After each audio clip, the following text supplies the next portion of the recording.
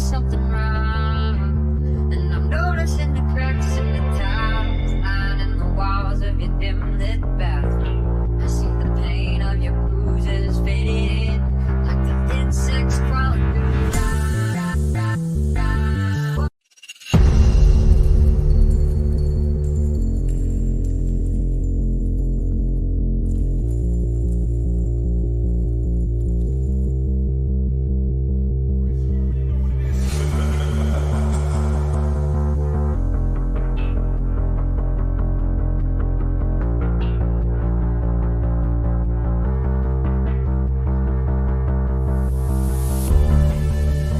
Every little once in a while, you find yourself overwhelmed. Something's missing, like the strength or reason to tell me if there's something wrong.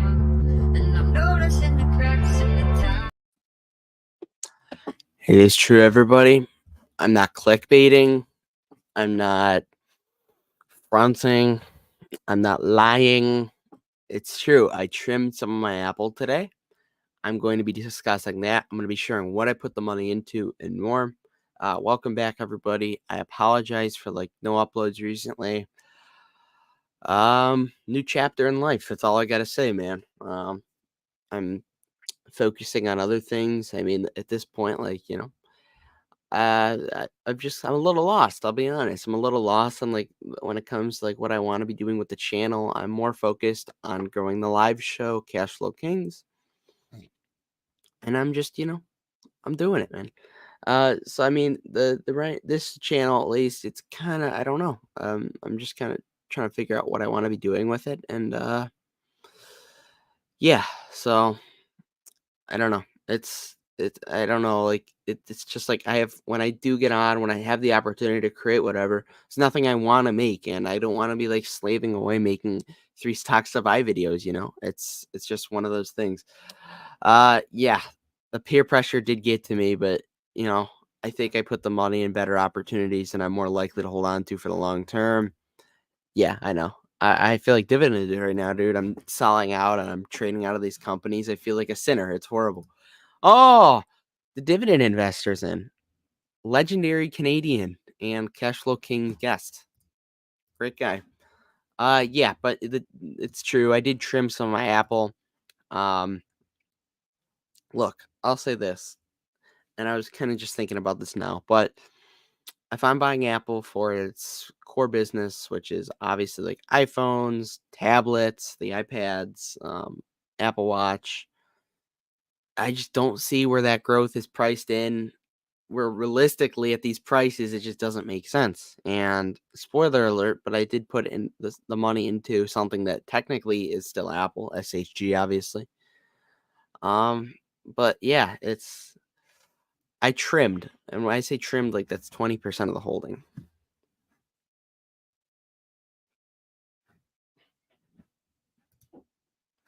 No, I didn't. I'm sorry.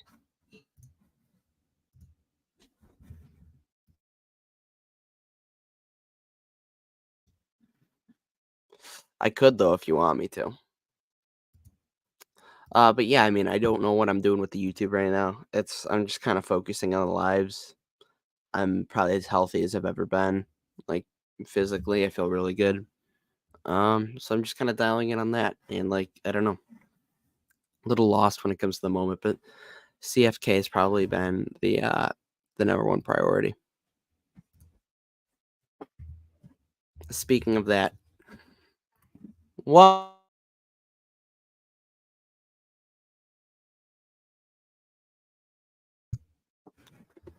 But yeah, CFK has kind of been the priority. The YouTube's just kind of been left behind, so there's no direction with it right now, which kind of sucks, but I don't love the feeling, but we're optimistic for a future. But yeah, we'll get into the Apple discussion. I think something that I've kind of neglected for the first good half of my investing journey is valuation. Valuation is something that leads to underperformance, and I'm kind of accepted the reality over the last like 6-7 months that it's really hard to outperform the market, and that's why I'm going heavier into ETFs. You've seen that kind of recently, especially with SHG, and I've even added a SHD recently. I think that's going to be a good double play combination. I'm more realistically probably trying to go 20 to 25% of my portfolio slash hopefully net worth into SHG, and then 10% SHD. SHG probably is like 7-8% of the portfolio right now, where SHG is actually getting closer to the. Actually, no, I lied. SHD is like maybe 6%. Well, SHG is like 9%. We're building it up. That's all I gotta say. So I mean, I was adding a lot more aggressively at like 90, 97, $98, but recently last week I bought SHD at like 82 when it was on a dip, and that's played out nicely so far. But yeah, SHD, a lot of people are gonna hate on it. I think it's funny that I sold Apple and not SHD with all like the peer pressure that I get or whatever, but SG is definitely going to be a play for like next. Realistically, if we're looking like I'm 18 now, 8 to 15 years. Start looking at using the dividends in 8 to 15 years. We're just building up the position, compounding it, as some certain people say. But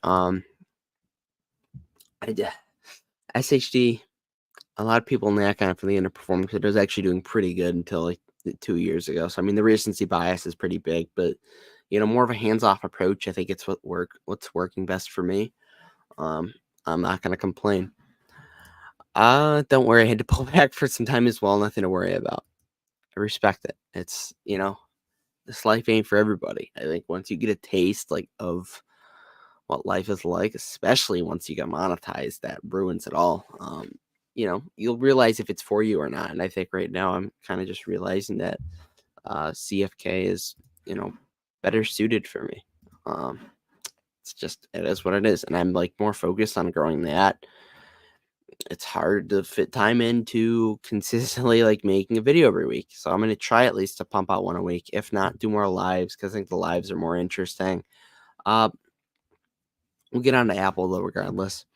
So to start off, I own 10 shares of Apple, not including like the reinvested shares from dividends or whatever. Last time I added to Apple, like 166 to 174. I was adding pretty heavy in those ranges. Wait. I love retire on dividends. But no, last time I was adding Apple springtime when it was like, I timed it really nicely, actually. I'm like Joseph Carlson right now. Oh, look at the chart. I was buying here. Yeah, I was buying like March to May. So I got it at a good price. AI is obviously the big reason that it's like got to these prices. And look, I'm investing in my Apple, as I mentioned, for its core business.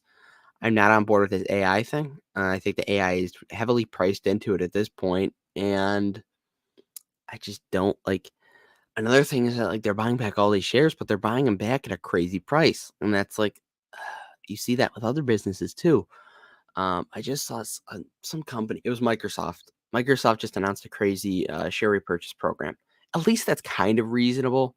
They're a little overpriced, but like Apple, like so much of it at this point is priced in, and it's just like it's getting to the point where it's like, especially after you know, the rate cuts and the crazy kind of rally we've had recently, it's like it's kind of hard to ignore at this point. I mean, I sold 20% of my Apple stake just like an hour or two ago. You may be wondering what I put that money into. I didn't deploy all of it yet, but added the SHG. I'm trying to make it a little thing that like if I don't buy any SHG by every Friday or whatever, I'll just dollar cost averaging because I don't like timing the market. And I also put $200 into Amazon. So we still have like 160 left to play with. Plus, like, I'm probably more likely than not just going to have that stored up in cash. Moneyman Marshall's in here. Personally, never been an Apple fan, so I've been wrong for a long time. I think it's just at this point, like the AI, it's.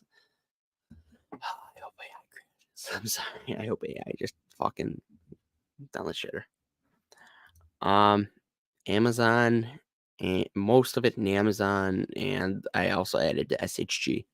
So I mean, it's like I'm still getting exposure to Apple through SHG if it keeps going up, so I'm not complaining. But and what's to say it won't go back to 160 or 170, and I can buy more then? That's honestly probably the time that I would buy. But just like so much of it's priced in at this point, you look at its valuation. We'll take a look here. Uh, Here we go. Price to operating cash flow. It's just up significantly. Um, Almost like 5 points there. Price to free cash flow, once again, it's just gone up. And if you look at the actual growth itself, like look, I don't want to pull a Joseph Carlson here and be like, oh, the growth has stagnated over the last two months, or whatever. But it has been kind of stagnating, and the valuation keeps going up. So I mean, it's definitely a bit of a spook there. Yeah, like it's not insane, but it's compared to Walgreens, and I wouldn't be complaining. You look at the actual free cash flow growth, it's just been solid.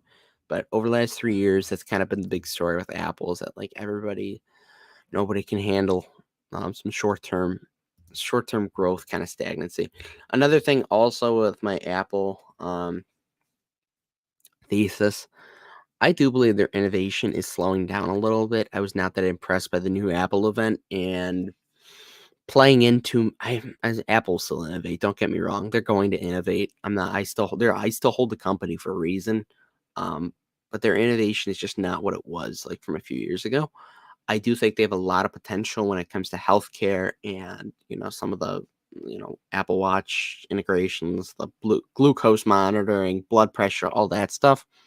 And I see they have a lot of patents for that, but it's just I'm very bullish on that part of the business. Don't get me wrong, but it's already way beyond priced in where I think it's at now. Next price point where I would likely continue trimming Apple. If it gets up to like 240 or 250, I'd continue, but I'm happy where it's at right now in the portfolio. I do believe that I got Amazon at a much more attractive valuation than Apple right now, and a lot more free cash flow growth to be expected with Amazon in the future. I averaged a little up in the Amazon position, was not that much. I'm currently up like 6% on it. So, I mean, looking long term, I'm still happy of where I'm likely to get Amazon at. But 4P right now of Apple, or 4P at Apple, I think is like 30 right now, 35 non 4P. I do think if you look at some of the other valuation metrics that like Apple compared to Amazon, I think I got a much better deal. But yeah, I think right now the big bank is with Amazon, at least, is that this is going to explode in the next year to 5 years. And I saw a tweet that Arya put out the other day of how correlated Amazon's stock price has been to their free cash flow. And assuming this trend continues, hopefully CapEx gets under control. It looks nice. That's all I have to say. It looks nice. And I think eventually and I think like looking at myself investing maybe a few years ago, I would have never touched Amazon because they didn't pay a dividend. That's kind of one of the ways that I've matured recently. Um, Also, hopefully they can buy back shares eventually once they kind of hit that point with their free cash flow in a few years, and CapEx slows down. If we look at not the stock-based compensation, yeah, that's all like the CapEx and stuff. Hopefully, I can get I believe there's a capital expenditure. Come on, capital expenditure covered. No, that's not it. They don't show it on here. I'm not going to slander dividend data, but a lot of capital expenditures. So you look at the price to operating free cash flow. You compare it to Apple, it's more attractive. Price to sales as well, I believe, is more attractive than Apple. Yeah, it would be nice to see them buy back shares eventually. But if you look at the revenue growth, it's just beautiful. It's consistent. And if you look at the operating income, come on, give me the operating income, the cash flow. They gotta have operating income on here somewhere. All right, dividend data. I see how it is. But Amazon's operating income is essentially what? Come on, give me a good chart. I'm looking for it right now, but their operating income's insane. If you want to actually look at what, like, the free cash flow would look like if you like don't believe in capital expenditures and all that stuff, like if you're very how do I word this correctly? If you're a newer investor, you could say. Um Jesus, I can't find like a straight Amazon operating income. Maybe macro trends. There we go. No, okay. I can't find an operating income chart. Maybe Ariel will come in after the fact and put it in. But yeah, um, I think Amazon's a much more attractive valued business right now with a lot more free cash flow explosion potential in the future. And what's to say they're not going to pay dividend in the next like 5 years, right? I think it's very possible. And the inner dividend investor in me is very sad with how I've been trading stocks this year. But I've definitely become happier with my long-term potential to or at least get a quality performance compared to the S&P 500. Uh, right now, I think my portfolio's averaging like, I'll check right now, but I think it's like 15 or 16% annualized from March or from May of last year. Obviously, you've had insane performance as of, uh, I don't know, last like 5 years, it did crazy performance, but shows why you don't try and time the market. We'll check up on the performance right now. Today, the portfolio was not down a lot, but we're like nearing all-time highs. Pretty much still at all-time highs. We're at like 30,500 right now. Let's see. Portfolio performance. We are currently up. We have an annualized rate of return right now of 17.37%. I'll take it. With that said, Jay Powell's gonna Jay Powell has something to say about that. Another interesting headline this week: John Donahoe, who is the Nike CEO, left NFL.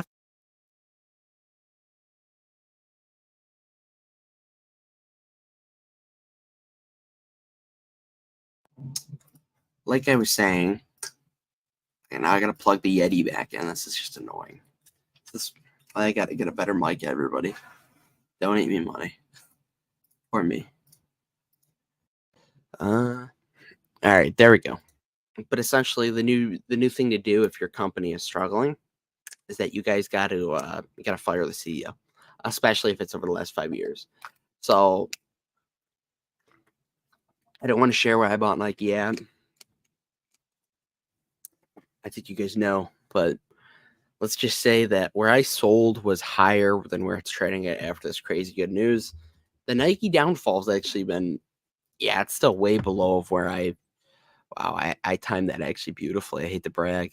Yeah, it's still above like 8% from where I got out at. I only lost like $40 on the trade, so it wasn't like the end of the world, but Nike is Nike's definitely they're under the 5-year chart scrutiny right now by some certain investors on Twitter. I don't think the brand is, I wouldn't say it's deteriorated, but we were talking about with Dan, and he was saying how like if you see them slide down on the brand, there's like an annual strongest brands chart or whatever. If you see them slide down eventually, it's probably not going to be so bullish for them. So definitely keep an eye out for that. Nike's financials, though, we'll take a look at them as of recently. Well, they're actually doing decent. Probably still overvalued. They've always been like historically crazy. That may or may not be where I bought. We don't talk about that though. Let's see, price to free cash flow. Yeah, it's not like I bought like right up there, and that didn't happen. They do pay a dividend, so there you go. Free cash flow payout ratio. Let's see. Yeah, it's interesting. I'll say that. I don't think I'd buy it, but retail's just a little unattractive for me. 20% RM3, 20% of the Apple position I sold out of. Only 2 shares. So I mean, it could have been. It's not like I sold out of the entire thing. It took some gains. I trimmed, and I'm happy of where I put the money into some businesses that I believe valuation wise were clear cut better idea, or I put it into an ETF where I know that's going to compound over a long period of time, and I still get Apple exposure. That's the thing. Like if you look 10, 20 years ago or whatever, like the top companies in the S&P 500 or SHG or any of these ETFs, they're completely different of where they're at today. And that's why you shouldn't try and, pick individual stocks, to be completely honest. Don't do it, everybody. Don't go down the rabbit hole. Would Nike be interesting though? Let's look at their growth. Slowing growth, 1 to 6%. You just wonder where they're going to get their future growth from at some point.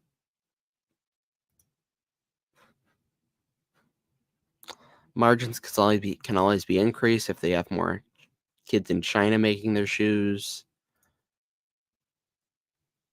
Net income, free cash flow looks solid.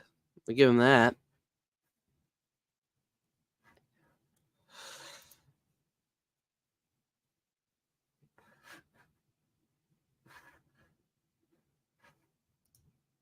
Cash on hand. The big question is just the growth. Where are you going to get it from? All right, throw it in there.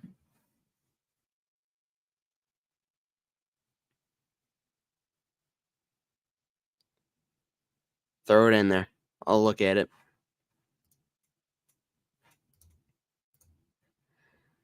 I wonder how much, if they're buying back a lot of shares, that could be decent for them.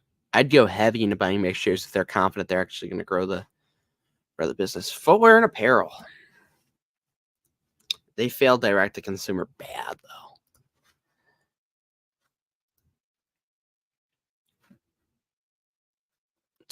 Still the valuation's just like a little absurd for. I wonder what their forward P is. But it's like 18, I bet. I'm gonna guess. Yikes! It's still like 26. That's bad. Yeah, that's still overpriced. That's still a lot. I don't care how historically premium they've been trading at. That's still a lot.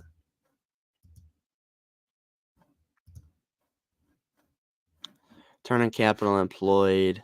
Well, that's okay.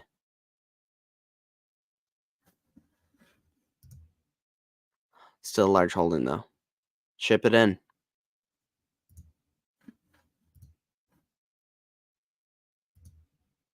Turn on equity. Solid actually. CapEx coverage ratio. I wonder how Under Armour's doing. Why is Under Armour not a competitor? Yeah, it's just like Musa. Okay. Murphy USA. Oh, it's got the Joseph Carlson chart in it, eh? So obviously we're gonna do some deep analysis here. Everybody says it's undervalued, so we're gonna buy it. Yeah, they really got the Joseph Carlson. I gotta see what their business does. They engage in the marketing of retail motor fuel products and convenience merchandise. The company operates. So they make car parts, or am I tweaking? It's a gas station?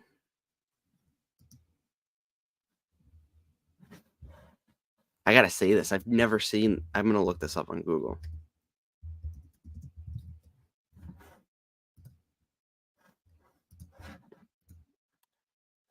Based in Arkansas. So are they like a southern? I've never seen one of these. How the fuck is a gas station trading like this?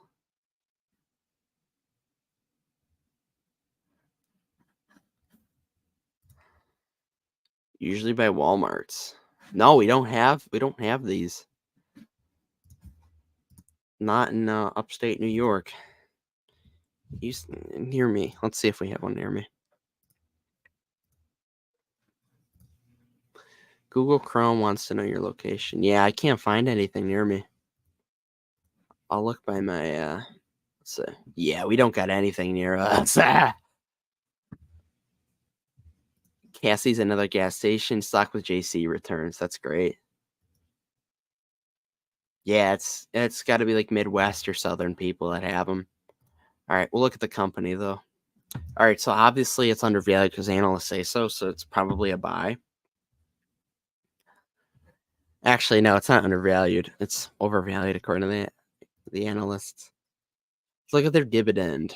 We only invest in stocks for the dividend. It's actually impressive. They're doing quarterly growth rates.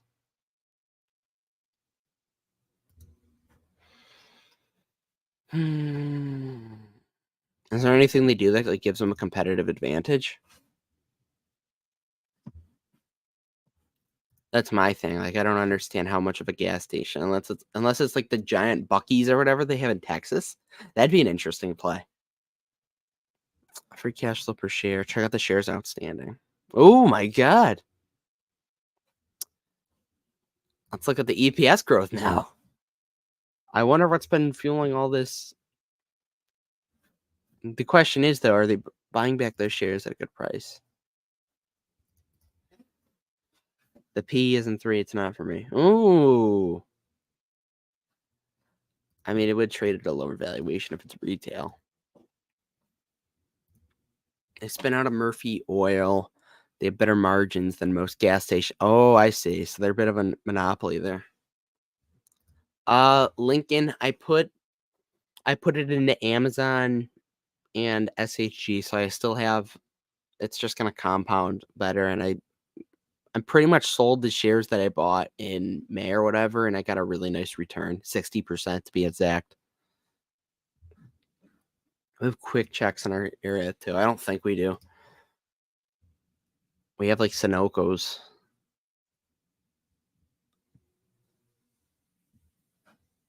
Anybody drop some good gas credit cards to get to. I think the Discover Cashback's what I'm going with next, but I'm looking, like, I'm getting a car in the next like 2-3 months. So I'm gonna need to have the gas hookups for the credit cards. Discover Cashback's most likely what I'm going with. Opportunity cost, Lincoln. That's the big thing. Opportunity cost, and I got a good price. That's all I gotta say. I bought SHG if it makes you happier, Lincoln. That's like the only holding I know that you'd like better than it.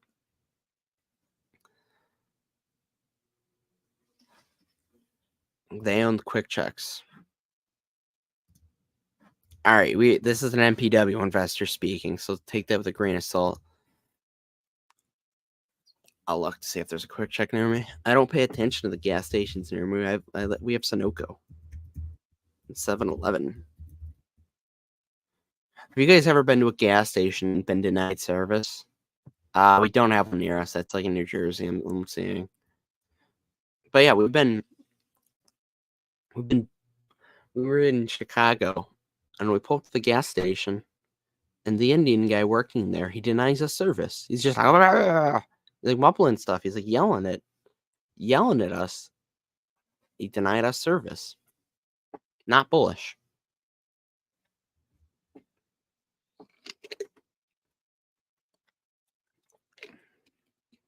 All right, I'll put it on my watch list.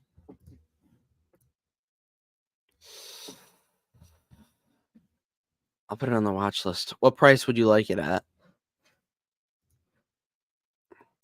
Are they going to continue?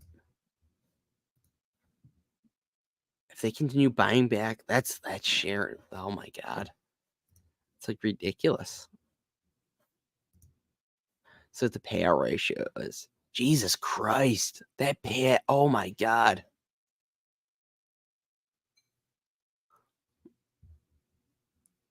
That payout ratio is insane. 7%.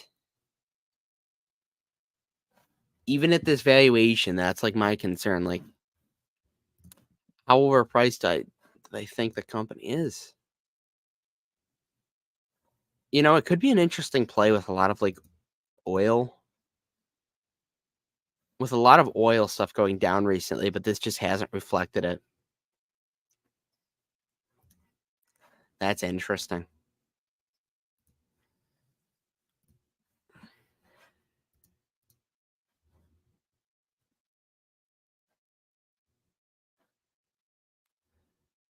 I think if you can get like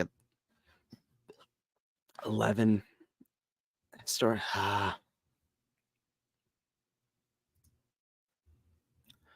Where's it trading to it? Yeah, it's rough. 400's the price. Not yet. Almost. We're almost there, Guff. Stone Cold Trader. Oh. But yeah, for my YouTube people, what do you guys want me to do? You want me to keep doing lives? I feel like that'd just be better. Like, Guff made a great point. I'll be honest. Guff had me kind of reflecting here. Like, I don't know what I'm doing with the channel. CFK is the priority, but it's just kind of a scatter show. Apple's at 231.86. Yes. All right, more lives.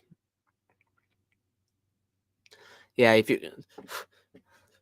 100 likes on the video, and I'll show my ad revenue for the month. Yeah, it's just like I have no desire to make any edited videos. Lives are more fun. It's more about getting people in there, and we're doing very good right now. 10 bill market cap. Ooh.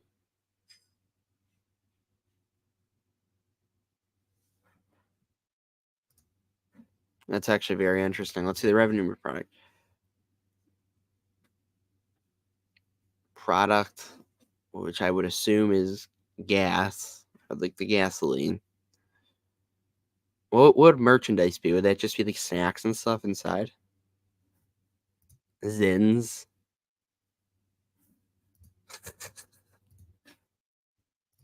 Let's look at the margins. Apparently, that's what the impressive thing is here.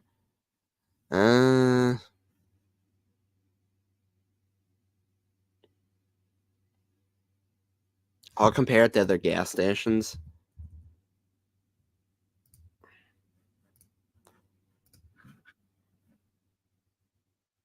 What kind of fraudulent numbers are these?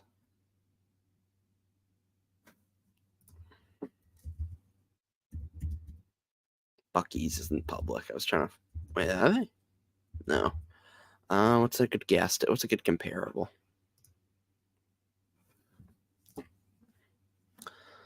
We were doing Murphy's USA.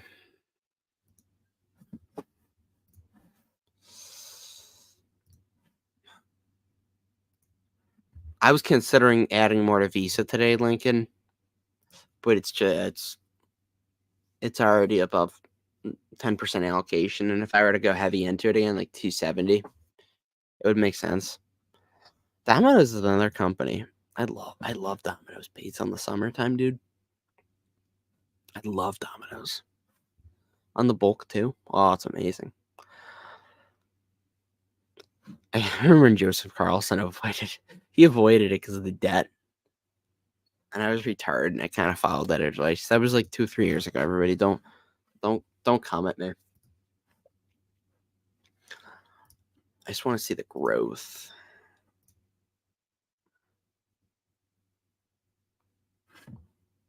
They got some Apple growth. Okay, they could be doing CapEx, so we'll take a look at revenue. Okay. It's respectable. Valuation is... See, it's a little much. I think I said I'd buy it at like 350. Yeah, I said I'd buy it. Oh, I remember this actually. I think I was looking at it heavy around I was looking heavy around here. Yeah, I think 350 would be a good price to get Domino's at. But you gotta ask yourself, like, why would I? Oh my God, Chris, Jeremy, good Jeremy play there. Domino's is not bad, but I have a lot of restaurants already. I've also been debating trimming McDonald's too. I'm such a sinner. I'm sorry, Dan.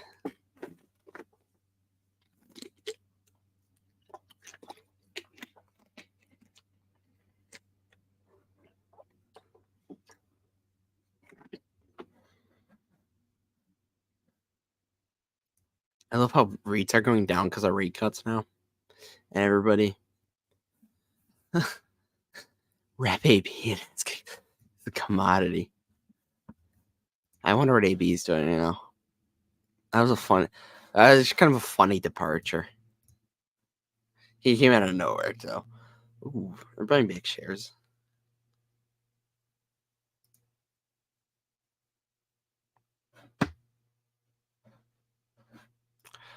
Oh, and now I'm hungry for dinner because we're getting pizza tonight. The refeed meal of the week. Look at that. Oh my god, that's beautiful though. Look how efficient they earn back their capital. That's beautiful.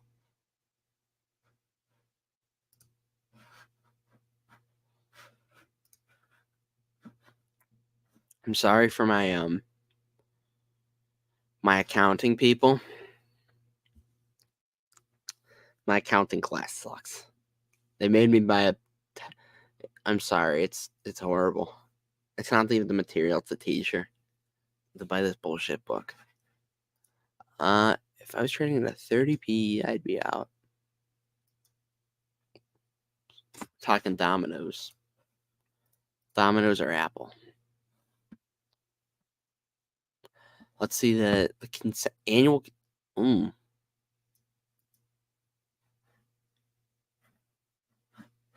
63% are saying it's a buy. Let's see Starbucks. Starbucks is a very solid big. That's a big hold for me right now. A lot of people are telling me some secret information about it. Agree or disagree that I think it's. I don't know. You wonder if the growth issues. That's the thing. Like the growth issues you're gonna see. I think is this a Laxman issue or is this the people don't want to pay for? Okay, speaking of that, we're gonna go over the Brian Nickel. He wrote a letter that I haven't gone over yet, and I want to. Brian Nichols. Why is this? All right. He may be the messiah of Starbucks. That's a headline. He wrote an article, or he wrote like a letter.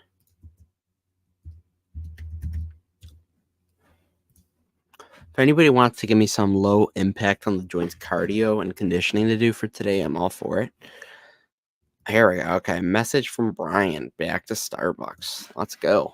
I almost thought they decreased prices the other day too because my coffee was cheaper than it usually was, but they just messed up my order. So bearish. 3-minute read. Do we put the specs on for this one? It's like Fabio right now. Swimming. I'm not going in the LA Fitness pool, dude. No chance. Fun fact, and I'll tell this before I read this. I was in the sauna one time. There's this old guy that always goes in the sauna with the newspaper. I was talking to him, and he said they shut down the pool because apparently there was so much chlorine buildup from people pissing in the pool. I swear to God, or like somebody got caught pissing in the pool. And they had to drain the entire thing out and clean it. It was just, oh my God. I'm not surprised. I have some crazy stories from LA Fitness. Let's get some water in. Oh, my laundry actually finished. We're having issues. I put too much of a big load in, and we're having issues actually like cleaning it. That's great. All right. An open letter for all partners, customers, and stakeholders. As I step into my first week or so, I do not only as a leader, but as a longtime customer. I like that. Over the past few weeks, I've spent time at our store speaking with employees and customers and talking with teams operating stores, store design, marketing, and product development. In each conversation, it's two truths emerge. Starbucks is a beloved brand with wonderful people. We are woven into the fabric of people's lives and the communities we serve. Second, there's a shared sense that we have drifted from our core. We have an opportunity to make the store experience better for our partners and in turn for our customers. I can get down with that. Starbucks was founded on a love for high quality coffee, handcrafted by our outstanding Green Apron partners and enjoyed with intention. Coffee in our heart. I'm not going to read that. Coffee Farms Costa Rica, which serves as the heart of our research and innovation efforts for our network of farmer support centers. We invest in the finest beans. All right, I'm going to read this in a readable manner for you guys. Our skilled team of roasters carefully prepare these beans in 5 Starbucks roasting facilities across the world for that growing market. We also operate the Reserve Roastery, Chicago, Seattle, yada yada. I've been to one of those, and I could talk about that, where we roast niche coffees. We design the best equipment for our stores, investing in training for baristas, so every cup is good. Our stores have been more than a place to drink. They've been a gathering space, community centers where conversations are sparked, friendships formed, and everyone is greeted by a welcoming barista. A visit to Starbucks is about connection and joy, and if you're addicted to the product like me, that too. Many of our customers still experience this magic every day, but in some places, especially in the United States, we aren't always delivering. It can be transactional.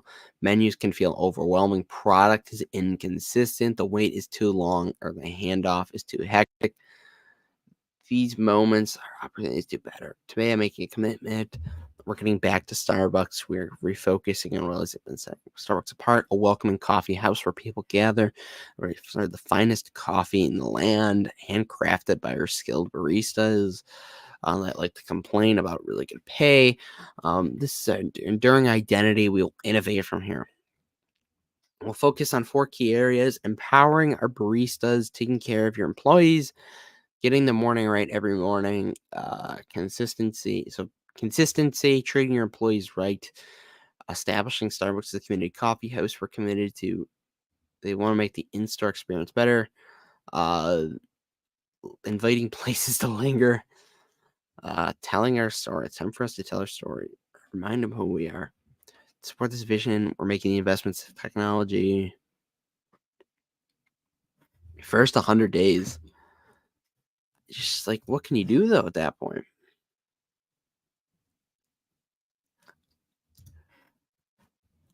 I like this go.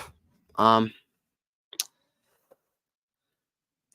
take the walk for the 50-pound vest. It's just like, what can you do on top of it? I think it's price.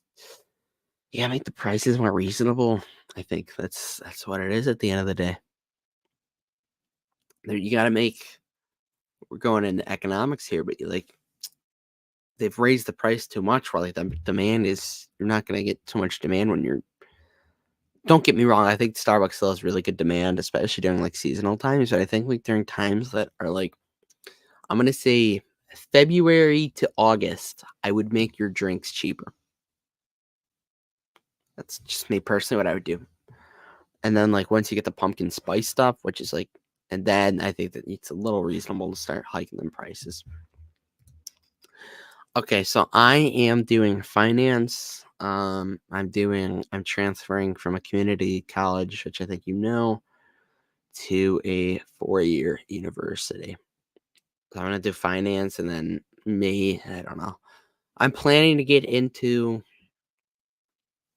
more likely than not, equity research because it's kind of already what I'm doing, and I'd have an unfair advantage, basically, because I already kind of like know what I'm doing. But there's obviously more room to grow. That would be interesting. I think managing people's money would be. I think that's something that I'd be interested in too. But again, like that might have repercussions on the YouTube because I wouldn't be able to talk about like the stocks on CFK. So like that's a bit of an issue. Yeah, probably just finance, and then I maybe a minor in accounting. Probably yeah, more likely than not, but I have to take the bullshit accounting course right now. The teacher sells her own book, and it's horrible, and it's pretty difficult. But I generally know what I'm doing. It's a scam. Yeah, I was gonna say every time I walk into accounting, I think of you and bacon. No diddy. All right, it's been a good 45 minutes. I appreciate the very active chat. I want to come on here, share why I sold my Apple, go over to Starbucks news, talk a little bit about Nike and Murphy's USA, which I'll be putting the portfolio into after. appreciate you all for watching. Smash the like button, subscribe. Wish me luck at my lift later today, and I will see you on CFK tomorrow with Strongman, 8 p.m. Eastern. Have a good one.